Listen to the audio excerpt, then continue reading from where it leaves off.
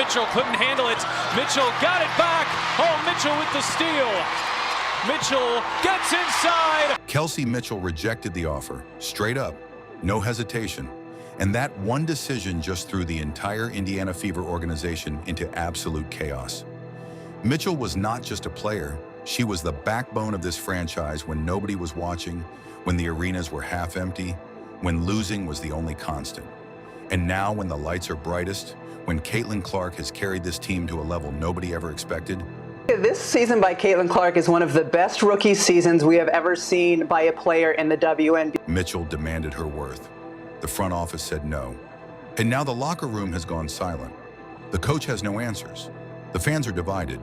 And this franchise is standing at a crossroads where one wrong move destroys everything they have built. The full truth? We reveal it all today. Stay with us. The woman who kept the lights on. Kelsey Mitchell didn't walk into Indianapolis as a superstar.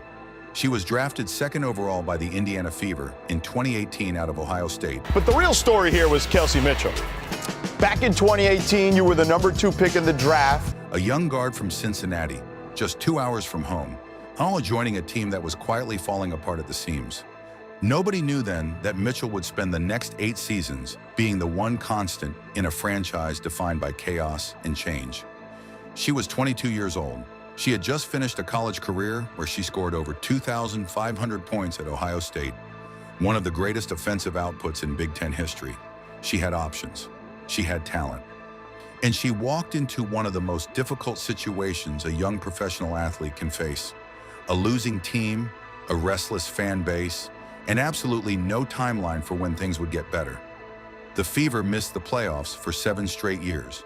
7 years of losing seasons, 7 years of empty seats, 7 years of rebuilding promises that never quite came true. Through all of it, Kelsey Mitchell showed up. Every game, every practice, even every press conference where she had to smile and talk about building something, when deep down, everyone knew the walls were cracking. Think about what that actually means for a human being, not just a basketball player. 7 years is not a rough patch. 7 years is a career. Some players never play 7 seasons in the WNBA at all. Mitchell spent all of hers grinding through losses, through coaching changes, through roster overhauls, and through seasons where the most exciting moment was watching her score 30 points in a game. The team still lost by 15. Gone to Boston, Tina Charles backdoor, Mitchell pouncing in the paint for 2. 30 points for Mitchell. When a franchise is losing 25 games a season, players with options leave. Agents push for trades. Stars find reasons to go somewhere better. Mitchell stayed, not because she had no choice, because Indianapolis was home, and she treated it that way even when the organization had not quite earned that loyalty yet. She averaged 16.4 points per game across those dark seasons. She started over 200 games in a Fever uniform. She was the one putting up buckets when there was absolutely nothing else to cheer about in Indianapolis. On nights when the arena was half empty and the team was down 20 in the third quarter, Mitchell was still competing, still fighting for every possession, still playing like the result mattered because to her it did. Head coach Stephanie White once described Mitchell as the emotional anchor of the locker room, the player who set the tone for how hard you work when there is nothing to play for except pride. Kelsey than she is when they're not playing. She's defended differently when Aries on the floor and her. That kind of leadership does not show up in a stat line. It does not get you on a highlight reel. But every successful franchise in professional sports history has had one player like that. The one who holds things together in the dark so that when the lights finally come on, wow, there is actually something worth celebrating. Mitchell was that player for Indiana. She was the foundation before anyone knew what was being built on top of it. Then 2025 happened. Caitlyn Clark arrived. The spotlight exploded. The arenas sold out in minutes. Merchandise flew off the shelves. National television cameras that had never pointed at a WNBA game in Indiana were suddenly pointed at every single one. The Indiana Fever went from afterthought to the most talked about team in women's basketball almost overnight. And Mitchell, instead of fading into the background the way veterans sometimes do when a transformative young star takes over a franchise narrative, responded with arguably the greatest season of her professional career. To the corner, Mitchell, guarded by the bigger Ezzy. Gets by her, help comes. Tough shot, and Kelsey Mitchell is gonna go to the line for the and one. She averaged a career-high 20.2 points per game on 45.6% shooting.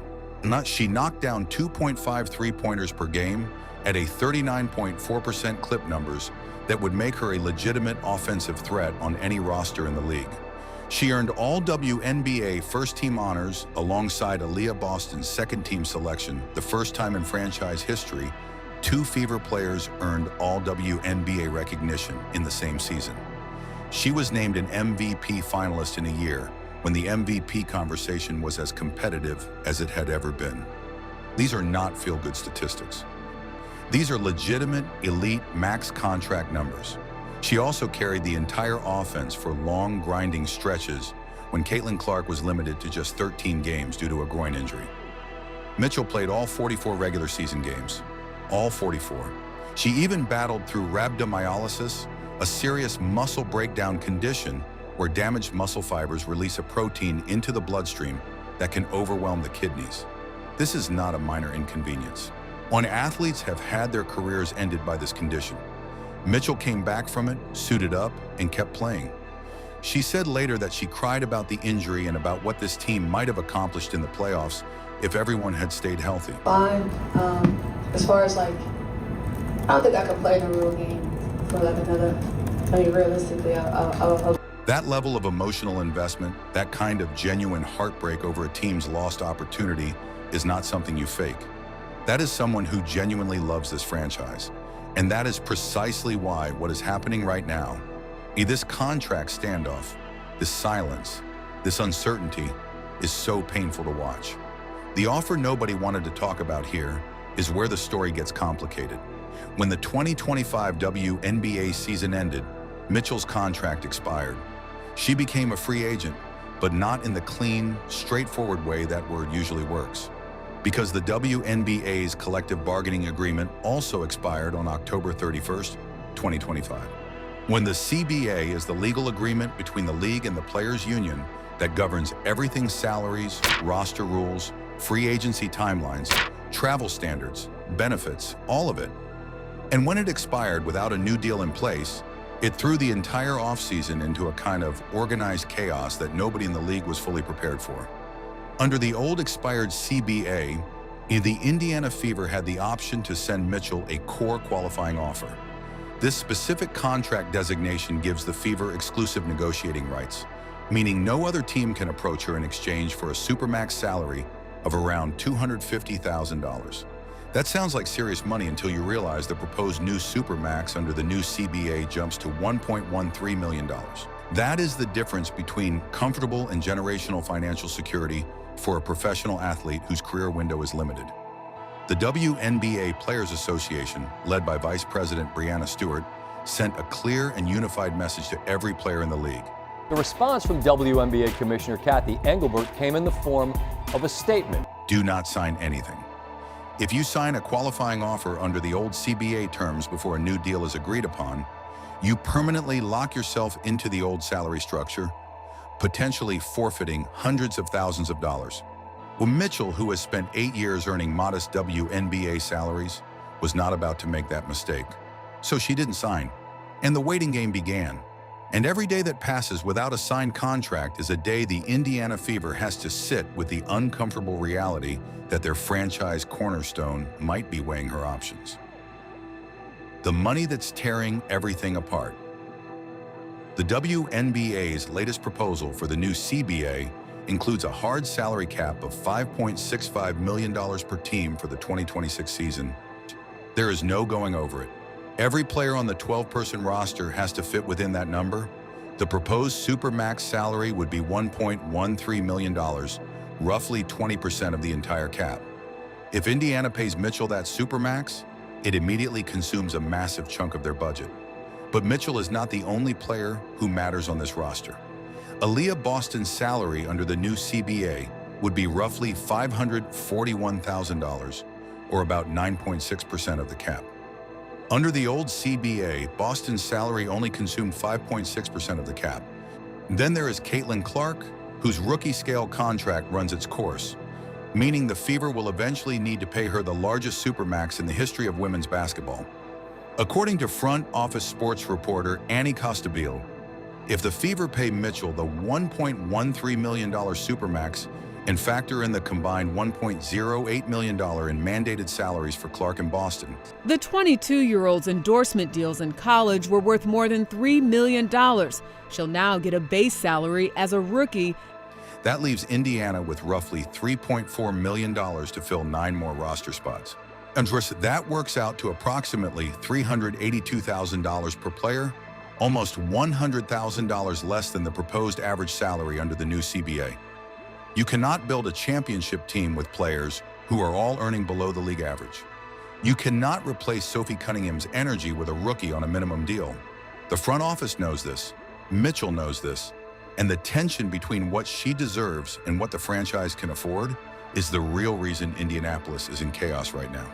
And while the Kelsey Mitchell situation is the most urgent storyline for Indiana Fever fans, it exists inside an even larger crisis that threatens not just one team, but the entire 2026 WNBA season. The WNBPA has dropped its revenue-sharing demand from 50% to 27.5% of gross revenue and presented a counter-proposal with a $9.5 million salary cap. The league's proposal sits at $5.65 million. The gap between those numbers represents the gap between what players believe they deserve and what owners are willing to pay. Beyond a potential moratorium, there is a real risk of a full lockout where the owners shut the league down entirely. WNBPA Vice President Nafisa Collier told reporters she believed a deal would get done before the season began, but the timeline is tight and the margin for error is razor thin. For Mitchell specifically, more time in limbo means more conversations with other teams who would be happy to make her an offer the moment free agency opens. Every day without a deal is a day Indianapolis loses a little more leverage. Scary words from Mitchell herself. On February 19, 2026, Kelsey Mitchell sat down on WNBA legend Lisa Leslie's podcast Between the Lines and said something that made every Fever fan's heart drop. When Leslie asked how the CBA uncertainty was affecting the players at Unrivaled, and Mitchell was honest, raw, and a little alarming. She said that nobody on her team knows what their future holds, and she used one specific word to describe that feeling. Scary. Her exact words. None of us knows what our future holds, which is scary. I'll be honest with you, it's scary. Read that again. This is not a rookie who does not understand the business side of the sport yet. This is a 30-year-old veteran with 8 years of professional experience. I feel like I owe it to myself to kind of be who I am, and that's what I'm gonna be. Shout out to the Fever for making this an unbelievable experience. Is someone who has navigated contract negotiations before, someone who knows exactly what she is saying and exactly how it will land. She chose the word scary deliberately. She said it twice. And when a player of that experience level uses that word in a public setting, it is not an accident. It is a signal. That is not the language of a player who feels secure about where she will be playing in 4 months. Mitchell added that the uncertainty has brought her Hive BC teammates closer together because they are all in the same position. None of them has signed contracts. None of them has certainty. Think about who is in that Hive BC locker room with her. These are established WNBA players, some of the best in the world, and every single one of them is going into the 2026 season without knowing which city they will be playing in, which teammates they will have, or what their paycheck will look like. And that kind of collective anxiety does not disappear when the cameras turn off. It follows you home. It affects how you sleep, how you train, and most importantly, how open you stay to conversations with other teams who reach out with certainty and a real number attached. Head coach Stephanie White has repeatedly stated that bringing Mitchell back is the top priority for the offseason. Kelly Krauskopf has called the Mitchell-Clark backcourt one of the best in the league. Her and Caitlyn Clark and Aaliyah Boston have both reportedly signaled to the front office that they want Mitchell back. The support from inside that building is real and it is loud. But public praise and signed contracts are two very different things. Words do not pay rent. Compliments do not show up in a bank account. And Mitchell, who has given 8 years of her life to a franchise that spent most of those years losing, Schwan knows better than anyone that loyalty only stretches so far when the business side of the sport does not meet you halfway. Right now, the Fever have the praise. They do not have the signature. And that gap, small as it might seem from the outside, is where futures get decided. What happens if she walks? This is the question that nobody in Indianapolis wants to answer out loud, but everyone is thinking. What does the Indiana Fever look like without Kelsey Mitchell? Kelsey Mitchell knocks down another shot. So Indiana closes that quarter after Vegas got close. Indiana scored the last 11 points. The honest answer is worse. He's significantly worse. Mitchell was not just a scorer last season. She was the team's identity when Clark went down. She was the veteran presence in a locker room full of young players navigating suddenly high-profile pressures. Losing her does not just cost the Fever 20 points per game. It costs them leadership, credibility, and the quiet chemistry that championship rosters are built on. And here's the part that gets uncomfortable. And the Indiana Fever without Kelsey Mitchell is not just a worse team on paper. It is a fundamentally different team in ways that statistics cannot fully capture. When Clark missed those 31 games last season, Clark, a good look from three. She got it! The first. Caitlyn Clark does not need much space here. Mitchell did not just fill a scoring void. She became the decision maker, the shot creator, the player opponents had to game plan for. She was the reason the Fever stayed relevant in the standings when their franchise player was sitting in street clothes on the bench. Without that safety net, out a Clark injury, which is always a possibility in a long professional season, does not just hurt, it potentially derails everything. If they pay Mitchell the full supermax, they almost certainly cannot keep Lexi Hull and Sophie Cunningham. Both are free agents. Sophie Cunningham doing a good job, just taking what the defense gives. Good post up on the strong side. Neither will accept below average money when expansion franchises in Toronto and Portland would happily pay them properly. Hull is an elite lockdown defender who shoots over 40% from three. Cunningham is the most feared enforcer in the WNBA. These are not replaceable players. You do not find that kind of roster depth on the waiver wire. What Hull and Cunningham gave Caitlyn Clark last season went beyond basketball. They gave her physical protection, they absorbed the dirty work, they guarded the opposing team's best perimeter scorer every single night so Clark could save her energy for the offensive end. That is not a role you can fill by signing whoever is available at the league minimum. That is a specific, valuable, expensive skill set, and the Fever would be gambling that they can find it cheaply if they commit everything to Mitchell. Mitchell is 30 years old. She is entering the back half of her athletic prime.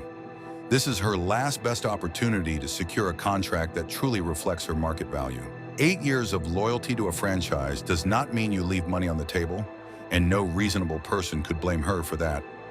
Professional athletes have short windows. The body does not negotiate extensions. And Mitchell, who spent the early years of her career earning salaries that did not come close to matching her actual value to the franchise, has earned the right to collect what she is worth before that window closes. Chicago has been mentioned as a potential destination. The Sky would welcome a proven scorer and veteran leader without hesitation. Other teams across the league are watching this situation closely, waiting to see if Indianapolis fumbles this. The front office has a narrow window to make this right, not just with words, but with actual financial commitment that tells Mitchell her legacy belongs in Indianapolis and nowhere else. The clock is not just ticking, it is running, and when it hits zero, the decision gets made for them, and the Indiana Fever may spend the next decade wondering what the Caitlyn Clark era could have looked like if they had simply found a way to keep the woman who made it possible to dream that big in the first place. This is not just a contract dispute. This is a crossroads moment for an entire franchise. Kelsey Mitchell built something real in Indianapolis, brick by brick, season by season, in the years when nobody was watching. Now the lights are as bright as they have ever been, and the decisions she makes in the coming weeks will define the next chapter of Indiana Fever basketball. The money is complicated, the CBA is unresolved, the clock is ticking, but one thing is certain. Whatever happens next, it will change everything. The Fever cannot afford to get this wrong. Clark's championship window is open right now, and it will not stay open forever. What does the front office do? We will be watching every move. Do not go anywhere.